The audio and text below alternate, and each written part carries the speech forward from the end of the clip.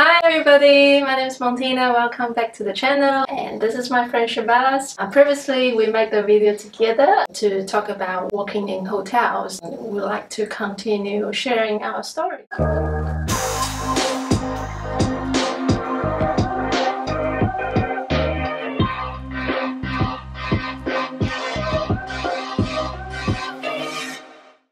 Alright, here's another question for you, Shabazz.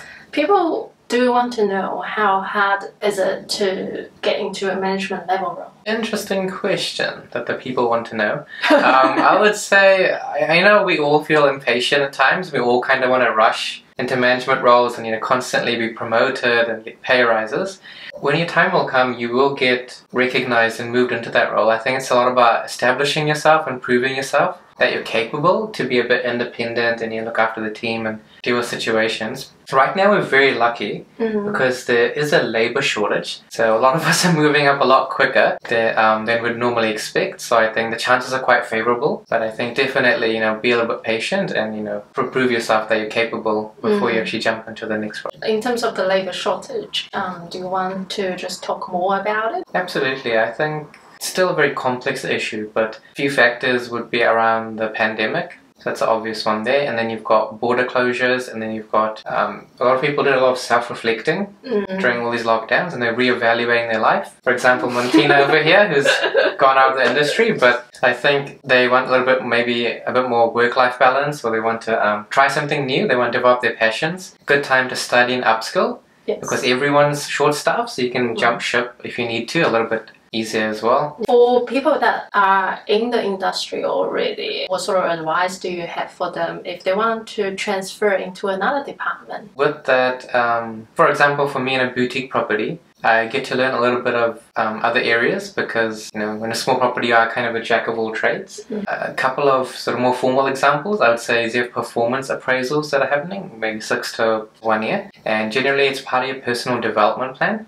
So you kind of put in goals in other areas that you want to work in, and you work with your HR team and management and try and do a bit of cross-training. And you do have to be a bit proactive in terms of your own development, I would say. How about yourself? Are you interested in transferring to another department within the hotel industry? For now, I've only been in the role as a duty manager for 5 months, so I probably still want to spend a little bit more time just establishing myself in that area. Potentially next year I want to move into a different area, which again, to be discovered. To be discovered, to be confirmed, as I would say. But for now, I want to spend a bit of time just kind of getting comfortable in this space and then going from there. I think different people have different pace in terms of finding or looking for what they are interested or what sort of opportunities are out there for them to get. There's not a right or wrong answer, which is probably a year or 2 years or 3 years in staying in the current role. Some other people might just discovering interest outside of their full-time job at night after work on the weekends, or when you're getting your 2 days off during the week. It's pretty easy for you to just look up videos and look up on LinkedIn, which is the platform that we all use. It's interesting to see your friends, your peers, or the senior people that you used to work with, how they are getting on in their careers. Next question. Do you want to talk about the challenges that you have, or what sort of challenges do you think people have? Absolutely. It's always good to have a balanced perspective on anything. And I'm not going to sugarcoat it. It's not an easy industry, as you know. 24/7, it's 365 days. Very consuming industry, I would say. It's very hard to have a routine. It can definitely impact your mental health as well. And it's one area I do feel that we need to address more as an industry. So hopefully going forward we can focus a bit more on that. Those are some of the main ones, but also it will be quite rewarding. I know I've only mentioned a few negative points, but it's still a worthwhile industry to be in. We all know people tend to work for shift work, similar to other areas in the hospitality. What sort of hours do people have? A tricky question, actually. Some departments don't really have set hours. I know, like, for example, in a restaurant, whenever you close and you get cleaned up and set up for the next day, or like, banquets is another good example. You don't really know where you're going to finish. Roughly, you have an indication, but other examples, a bit more stable areas are like front office, where you sort of know your 8 hours, etc. that you're going to be doing. But a lot of shift work can be, you know, you've got morning shifts, which generally, every hotel is different. For us, it's 7 to 3:30. Then from 3:30 to 11:30 is our PM shift. And then night shift is from 11:30 to 7:30. We also, you notice a lot more hybrid shifts that are coming into it. So we're getting mid shifts coming in. We're getting shifts which are like, you know, half reservations, half reception. So hotels are getting quite creative now with trying to meet the sort of business needs. Awesome. Do you want to tell people how much money can they expect when they're working in hotels, or even for entry level role? Do you have like a salary range that you can share? Yeah, I'd say it starts off at $1 million. No, I'm kidding. Okay, hospitality is a bit of a tricky one. It kind of depends on, for example, in a hotel, the size of the hotel, how much experience you have, how well you negotiate your pay as well at the actual job interview. So it's very hard for me to give an exact number. Say, for example, I'd be expecting in my sort of peer group probably between 55 and 60, somewhere in that range for like a hotel in Auckland. It's a nice boutique property, but it could be a lot lower if you go outside the main city centre, so just keep that in mind as well. Cool. Very nice. Do I want to add anything?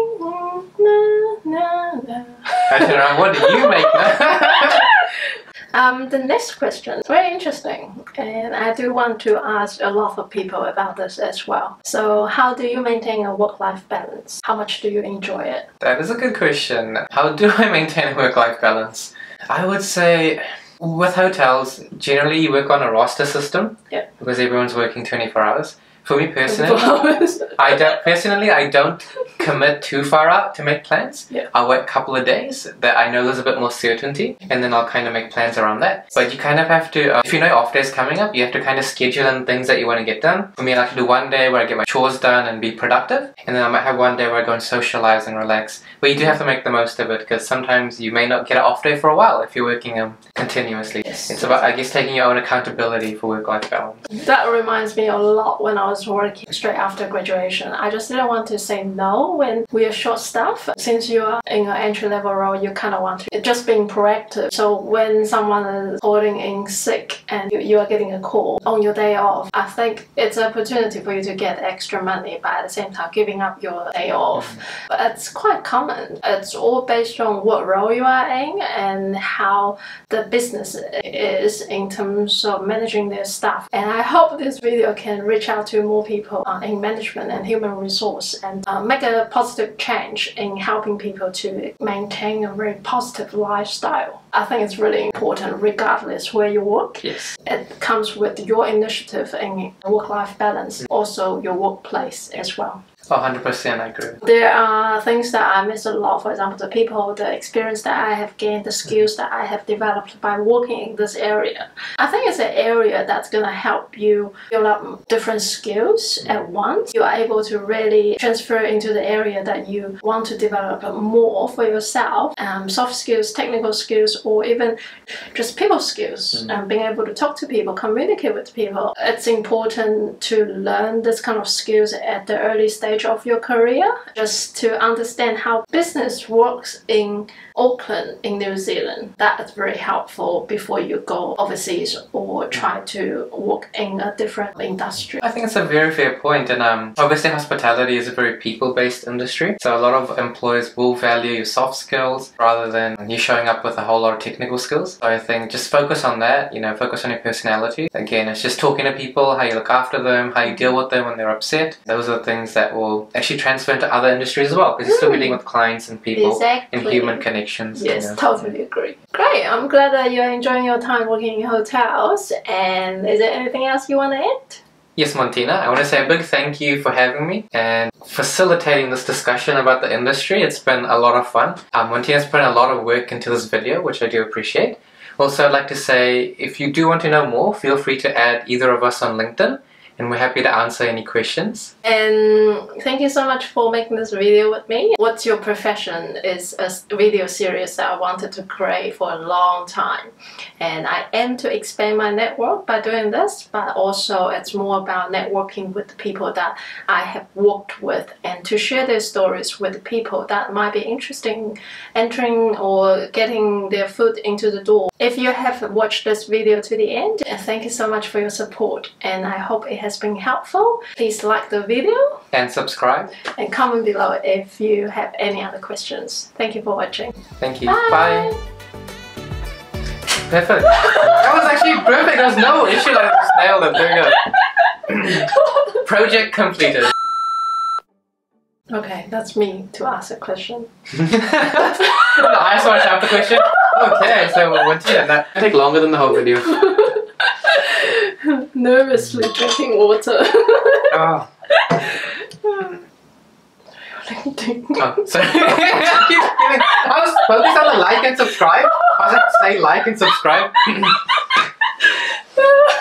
Oh my god, we're losing the plot now. Thank you so much for watching this video. Yes. Please like and subscribe, hit the notification button, and we will see you in the next video. See you later. Bye, and I haven't said my part. Oh no, sorry. I was like so in a rush to close that off. Closing the deal. We can do this. You got this. Please like the video. And please subscribe to the video. And comment below if you have any questions. Beautiful, that's how YouTubers do it. No, but they do it. Yes. I don't know what to say. Motivational speech. Motivational speech.